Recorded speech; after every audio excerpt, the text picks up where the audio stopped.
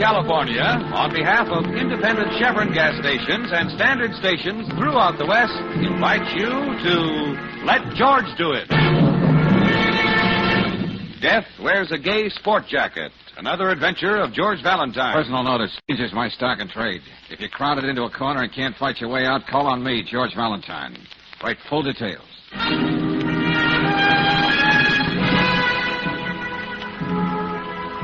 Dear Mr. Valentine, in the last month, violent death has struck 4 people in the Warrington Square section. Death in a gay sport jacket. I think I know who the killer is, but I can't be sure, and I'll never have a moment's peace until he's caught. The police don't seem to believe there's any connection between these 4 murders. That's why I'm hiring you. Enclosed mine. Find the key to locker 306 in the East Hempstead Railroad Station. The money you find there should pay your fee and expenses. It's yours whether you accept the case or not. I leave that up to your conscience. Mm-hmm.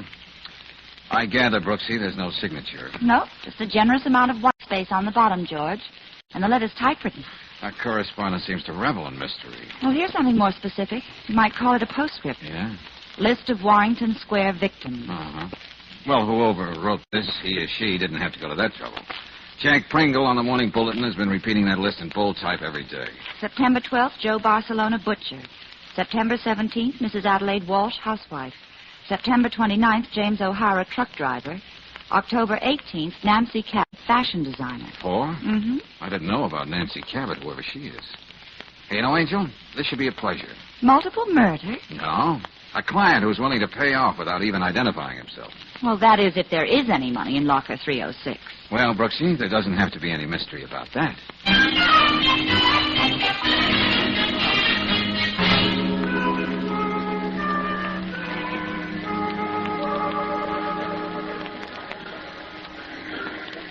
Pacific Limited, leaving on track 14 in 5 minutes. 5 minutes.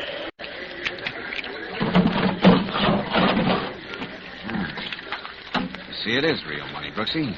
This stuff in here isn't watercress. No. I can recognize the pictures of some of our nicest presidents. How about this?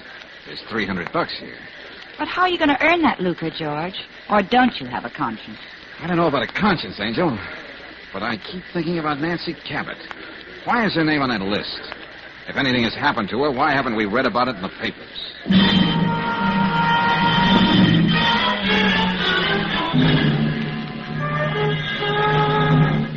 Valentine, believe it or not, when a crime is committed, the police somehow manage to hear about it. I told you there's been no report about a Nancy Cabot. Okay, Lieutenant, okay. What do you make of this letter? Oh, we've been getting our share of love notes like that, too.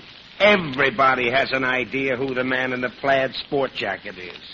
Why don't you check up on the delivery boy in our neighborhood? He likes plaid shirts. My neighbor has an uncle who isn't right in the head, and so on and so forth. Well, it's not impossible that there is a character like that floating around. It's only possible when you have a mind like Jack Pringle's. Why, even I own a plaid sport jacket. Now we're getting somewhere. Oh, you're cute, Valentine. Well, after all, Lieutenant, people Look, did Miss see... Brooks, here's all I have to say, then I want to forget it. Joe Barcelona, butcher, has a brawl and ends up with a knife in his back. An old woman out walking her cat tells Pringle that she saw a guy in a plaid coat leaving the scene. Could be. Okay, so we're working on the case. And how about Mrs. Walsh? Oh, that was no murder. The woman was up on the roof and decided to end it all. But Pringle digs up a neighborhood character by the name of Mallory, who swears he saw the same fashion plate slinking away from the building. So right away, she was pushed off the roof. And that leaves James O'Hara. Yeah, I know. This time, Pringle came up with a ham actor named Emmett Terry who said the victim was shoved under a truck by the same plaid-coated individual. The medical examiner says O'Hara was plastered and didn't know where he was going. Now, can you blame me if I don't see eye to eye with Pringle? What does he care if he starts a minor crime wave as long as it builds circulation for his lousy loot? Lieutenant, don't mind me. Pringle, how did you get in I here? just walked in. You get steamed up like that, how do you expect to hear doors open? I don't know how you can stand it in here, Valentine, without your ears stopped. Get out of here. Now, hold on, Lieutenant. I'm just doing my job, which is to repeat the same question I asked yesterday. What's being done to track down this sadistic monster in a gay sport coat? Now, look here, you... What's your interest in this case, Valentine? Oh, me? Oh, I'm always interested in the fee. Oh? Who are you working for? Well, even if I knew myself, friend, I wouldn't tell you. Oh, no offense. I just get paid to find out things. Now you found out it's none of your business. You know, sweetheart, one of these days I'm going to have me a girl Friday just like you. You'd be surprised how women go for me. Women take to arsenic, too. But that's no recommendation for poison. Very good, Miss Brooks. Maybe I'm touchy, but it's as though I'm not wanted. Oh, don't leave on our account, Pringle. We're just going. In case you want to know where, Miss Brooks has to see a lady about a cat.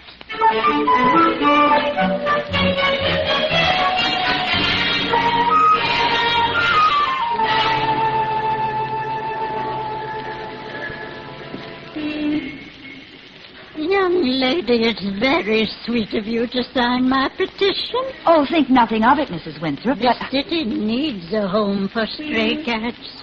I've been waging this campaign for 20 years. Oh, to get back to Joe Barcelona, Mrs. Winthrop, how can you be so sure about the man in the sport coat? Wasn't it pretty dark that night? Oh, yes.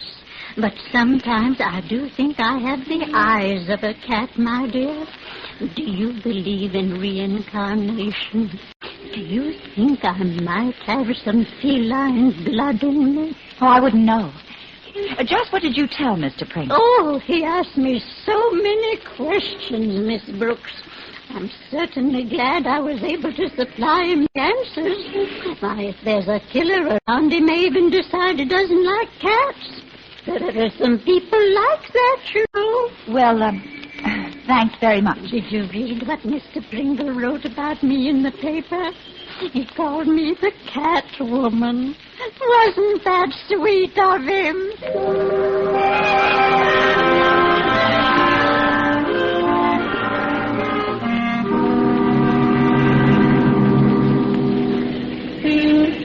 Lieutenant Riley couldn't have said I swore or saw anybody. You mean you're going back on your story, Mr. By no means. I'm just not a swearing man. Here, have one of my cards. What do you mean? If you ever feel like cussing, it's the devil in you fussing. I give out hundreds of those every day. That's swell. Swearing destroys a person's moral fiber. It's worse than drinking.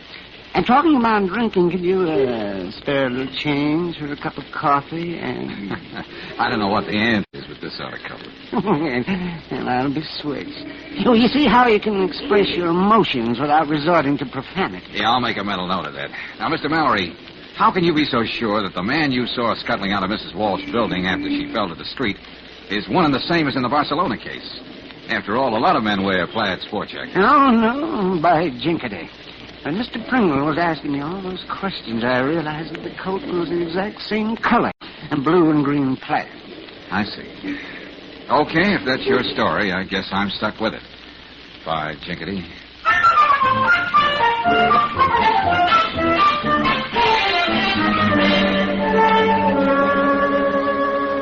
No, Mr. Carey, I'm not a newspaper reporter. Oh, very unfortunate, Miss Brooks. I thought you might have some occasion to talk to Mr. Pringle and remind him that when he uses my name in his stories, it's spelled with 2 M's and 2 T's. Emmett Carey. Well, I'm just checking on that man you saw push Mr. O'Hara in front of the truck. Oh, I never said I actually saw this fiend do it.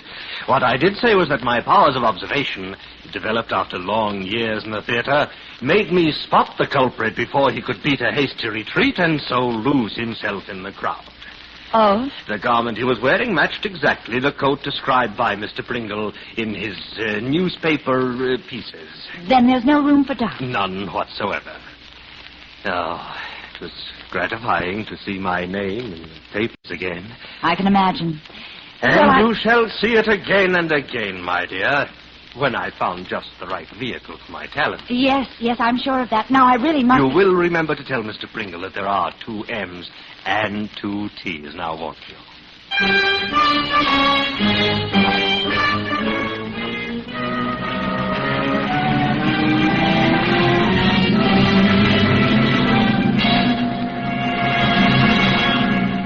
You don't know the time I had finding you, Miss Cabot. But I see you did. Is there any reason why you aren't listed in the telephone directory? Yes. Privacy, Mr. Valentine. I'm curious, how did you manage to locate me? Oh, I did a little checking. I happen to know you're a fashion designer. You seem to know a great deal about me. Including the fact that you're on somebody's death list. Oh, come now. Isn't that a bit too melodramatic? I got a letter from somebody who didn't sign his name. Call that melodramatic, too. But it had you listed as the fourth victim of this prowler in a plaid jacket. I'm glad to see that it was a mistake. Can there be any doubt that I'm very much alive? Well, even saying this was a cracked note, you ought to be a little more concerned. Why, your name, Miss Cabot. And you do live in the same neighborhood where our friend is operating. Sorry. Right now I'm more interested in watering these flowers. Mr. Valentine, have you ever tried growing things in a window box? It's really a challenge. Is that all you have to say? Yes. Unless you're an authority on ivy geraniums. You see, I find it difficult to be hysterical about this apparition who's supposed to be haunting Warrington Square. Yeah, you the police boss. So far, you haven't produced anything spectacular to make me feel otherwise. No, I guess not. Look, I do appreciate what you're trying to be helpful, Mr. Valentine. I'd like to be helpful, too. Well? Talk to Jack Pringle. What about? Doesn't it seem odd to you that he's the one who always comes up with a witness and a detailed description of the madman? Yeah, I've mulled that over. It's possible a reporter might overwork his imagination to get a good story. Or he might have other reasons. Of course, I wouldn't know. I'm just trying to be helpful. Mm-hmm. Now, Mr. Valentine, it's getting late. I really must get dressed for dinner. I'd like to ask you to stay, but he happens to be something very special. My future husband, I hope. All right, good luck, Nancy. But just to make sure, you'd better find out if he owns a gay sport jacket.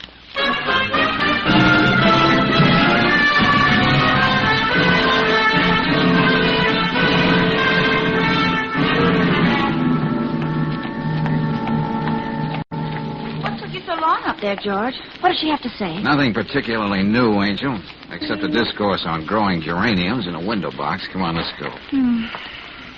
Well, aside from meeting a gallery of queer characters, we've gotten nowhere fast. George! Hey. Oh, that window box just missed us. Back up against the wall, Brooksy. The lady has more than one of those up there. I'd feel better back in the lobby. I know I'm not going to feel better until I have another talk with Nancy Cabot.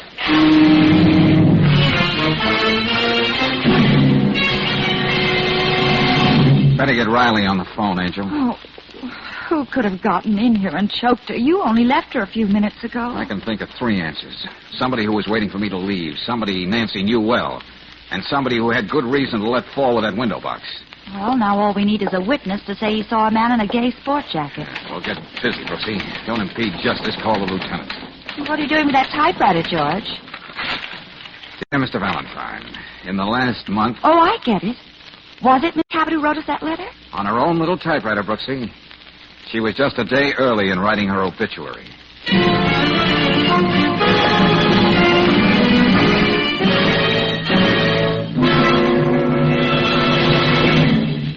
We'll return to tonight's adventure of George Valentine in just a moment. Meanwhile, a word about an important driving precaution. If you're planning a motoring trip, here's something you should do to make it a safe trip.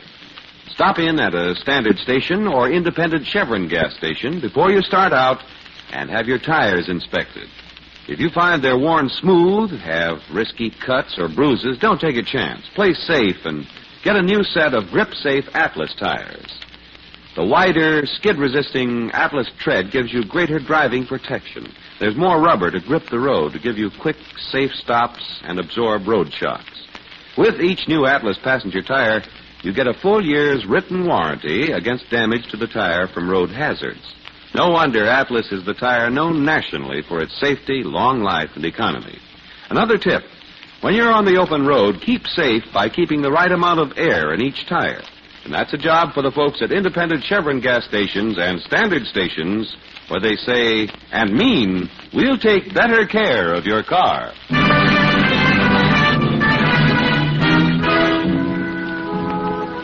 You get an unsigned letter and a list of 4 people who've met with violent death. In exchange for good legal tender found in a railroad station locker, you're supposed to come up with the murderer. If you're anything like George Valentine, the deal doesn't faze you. But then you find one of the victims still alive. However, she doesn't disappoint you. You find the lady nicely throttled in her apartment, which is where you are now with Brooksy and Lieutenant Riley. But Valentine, if Nancy Cabot was afraid for her life, why didn't she sign her name to that letter instead of all this rigmarole? Well, don't you see, Lieutenant? She knew that if I took that job, I'd eventually get around to that fourth name on the list. Then she'd find out how I was doing without tipping her hand. Well, that's an answer, George, but it doesn't make it any simpler. Yeah. Nice having you on my side for a change, Miss Brooks. She was plain scared that this guy in the plaid coat would find out that she got in touch with me. There's nothing complicated about that. Huh? Another thing. All the time I was talking to her, I had the feeling she was trying to tell me something. But what? Oh, despite myself, I'm beginning to believe Pringle's story about the ghost of Warrington Square. Oh, not you, Lieutenant. Well, can you blame me? Valentine leaves the gal's apartment. She's choked to death. A flower box comes down on your head, and then the killer disappears into thin air. If another neighborhood character says he saw a man in a gay sport coat coming out of the house, he'll have to explain why we didn't see him. Now, wait a minute, Pringle. You can't go in there. Never mind, Hennessy. Let him come in. Where's she, Riley? I've got to see her. She's in the next room. But you have no objection if the medical examiner looks at it first? Get out of my way. Wait a minute. What's the matter with you? You crazy? Don't try to stop me. Hey, wait a minute, Lieutenant. You know the girl, don't you, Pringle? No, we're going to be married. What's that? You must have been the someone very special she was going to meet tonight. How do you know, Valentine? What were you doing here? Miss Cabot hired me to find this dapper murderer you've been writing about. You shouldn't have done that. If you know what it meant to me to prove I was right, you should have stayed out of it. Well, it's a tough break, Pringle, but don't blame yourself. You're right, I should.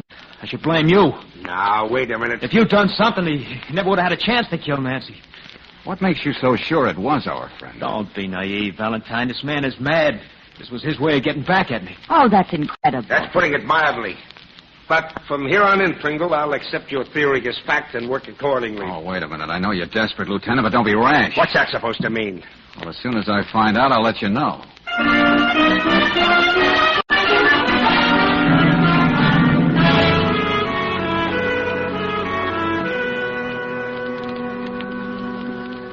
Say, George, there's a man in the outer office. He gave me this for you. What?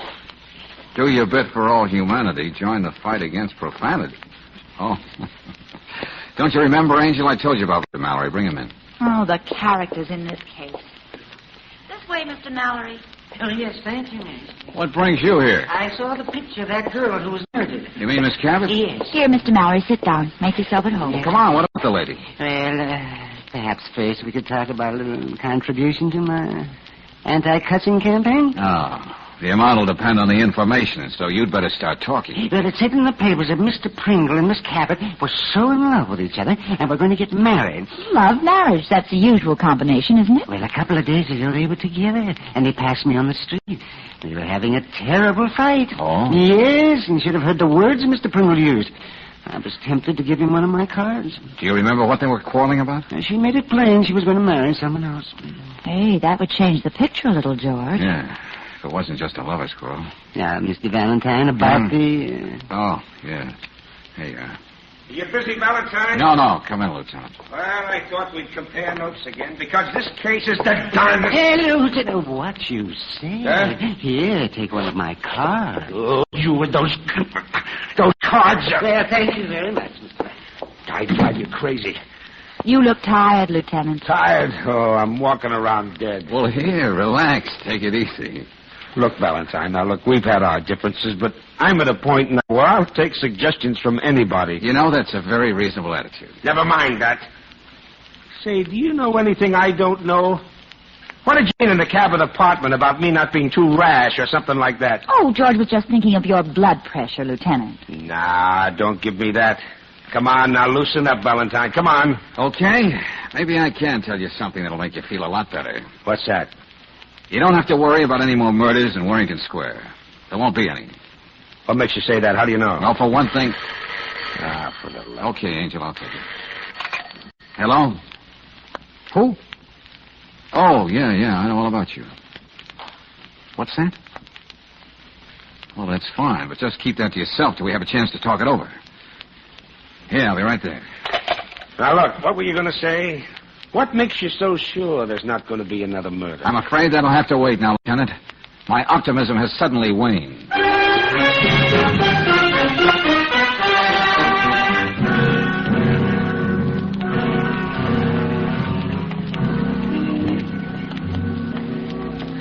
Carrie's rooming house is just on the next block, George. Hey, Brooksy, just how did this Emmett Carey impress you? You spoke to him. Oh, just an actor who probably sleeps with his scrapbook under the pillow. Seemed honest enough. Yeah. Sounded like a screwball over the phone. Anyway, something must have happened to change his mind about the man in the plaid coat. If he told Pringle that, I can imagine how the demon reporter feels. Oh, golly, this is all we need. Who is this? Catwoman. If she starts talking, we'll never get out of here.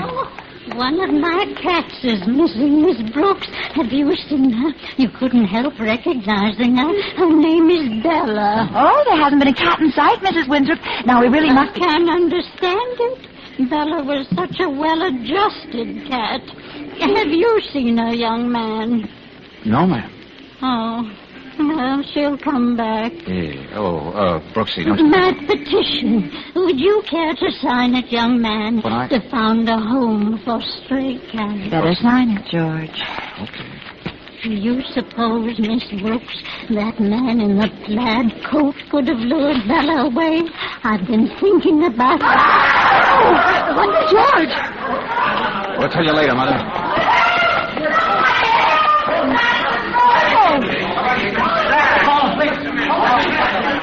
Come on, let me in here. I came out of the house and I stumbled over it. George, it's Emmett Carey. Hey, look, miss. Did you notice anyone else in the street when you came out? A man was just running around the corner. That's the man in the plaid coat. Brooksy, stay here till the police come. I'll be right back.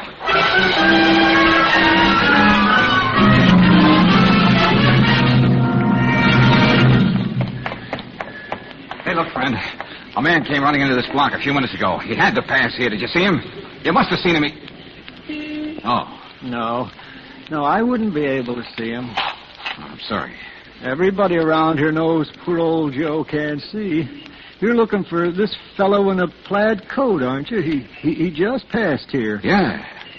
But how would you know that if you're blind? He stopped right in front of me here. You mean he told you who he was? Oh, he said everybody was looking for him, but they'd never find him. He said he wasn't through killing yet. He didn't care who I told that to. You know, he must be crazy. You're not kidding, Pop. Well said. You're not going to stop looking for him, are you? He has a way of evaporating right in front of your eyes. Oh, you should keep after him. He ran down the street and went into that alley. You know, a fella like that shouldn't be around loose. Okay, this is for your trouble. Oh, God bless you. Don't mention it. Whether you know it or not, you may turn out to be the one to clean up this whole mess.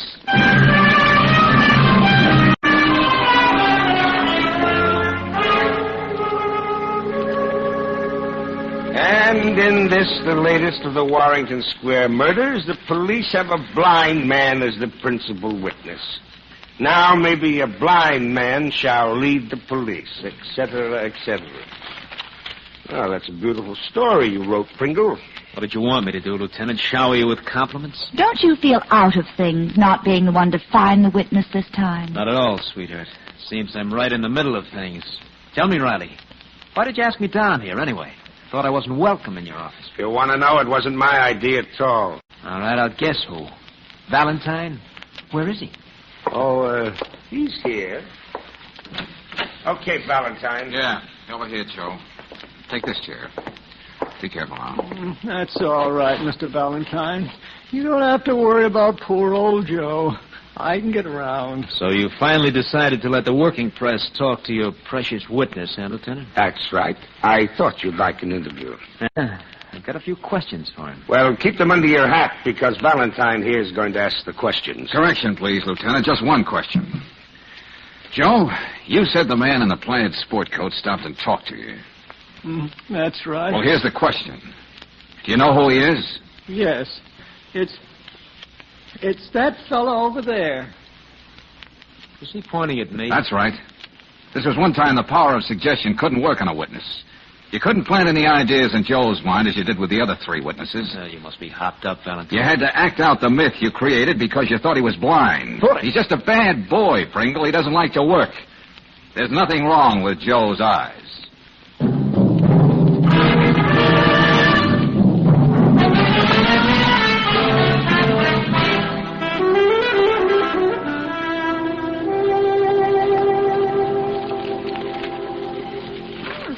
strange to be reading anything about the Warrington Square murders without Jack Pringle's byline on it. Yeah, well, it'll have to carry a city jail dateline, Brooksy. The editor probably didn't think that would look dignified. Well, I hope you're pleased to see yourself in print, darling.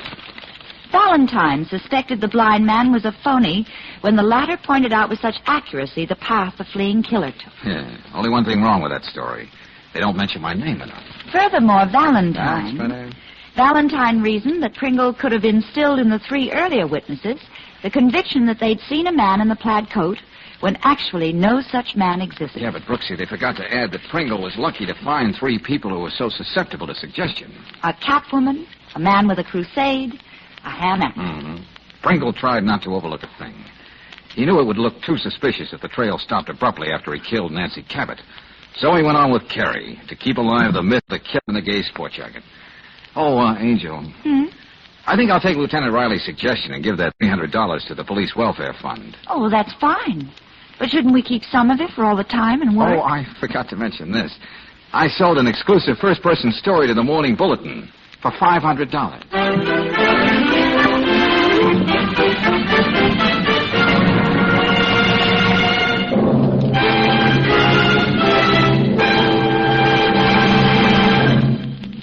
Why does the lady of the house defrost the refrigerator periodically?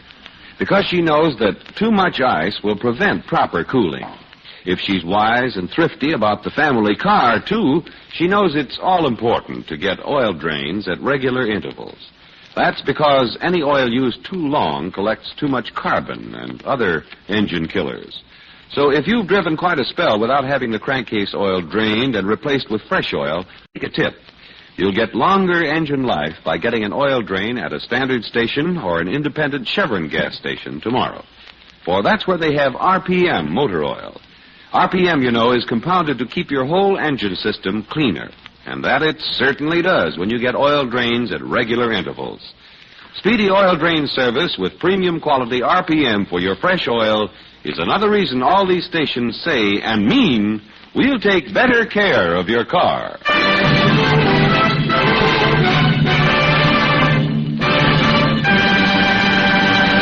Next week, when you tune our way for another adventure of George Valentine, a new and intriguing letter will come to George's desk saying, Dear Mr. Valentine, for almost 7 years I've been hunting a man who killed his own wife. Next week he's going to collect $200,000 because I failed. I need help and I don't mind admitting it. So how about giving me a ring? Signed, Samuels. Don't miss George Valentine's latest case, The 7 Dead Years, next Monday night.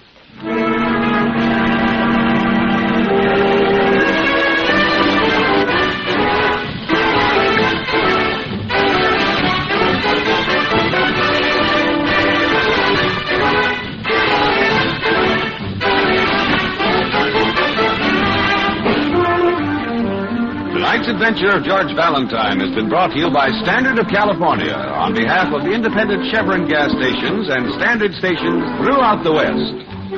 Let George Do It stars Robert Daly as George with Frances Robinson as Claire. Wally Mayer appears as Lieutenant Riley. Tonight's story was written by David Victor and Herbert Little, Jr. and directed by Don Clark. Also heard in the cast were Georgia Ellis as Nancy, Tony Barrett as Pringle, Peggy Weber as Mrs. Winthrop, Howard McNear as Mallory, Larry Dobkin as Carrie, and Dick Ryan as Joe. The music is composed and conducted by Eddie Dunstetter. Your announcer, John Heaston. Listen again next week, same time, same station, to Let George Do It. This is the Mutual Don Lee Broadcasting System.